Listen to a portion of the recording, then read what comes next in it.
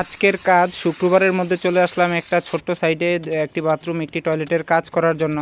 আসলে শনিবারে রাজমিস্ত্রি ভাইরা আসবে, ওনারা সবাই একসাথে কাজ করতে সমস্যা হবে, তাই আমরা শুক্রবারের মধ্যেও কাজ করতে চলে আসলাম। এসে আমরা গ্রুপগুলো কাটিং করে নিচ্ছি।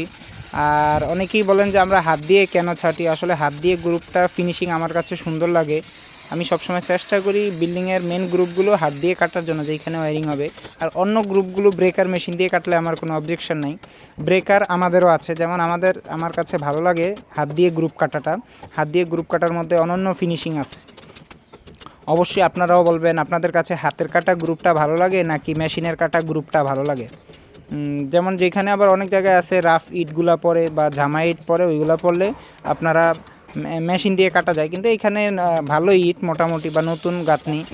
আর এই যে ফল ছাদের ছিদ্রগুলো আমরা নিচ থেকে সারাই করে নিচ্ছি, তাহলে উপর থেকে যখন কাজগুলো করব সেই কাজগুলো সহজ হবে। আর অবশ্যই আপনারা কমেন্ট করে জানাবেন আমাদের গ্রুপ কাটিংগুলো কেমন হয়, আর দোয়া করবেন যেন আমরা সুন্দরভাবে কাজগুলো সম্পন্ন করতে পারি। আল্লাহ হাফেজ, আসসালামু আলাইকুম।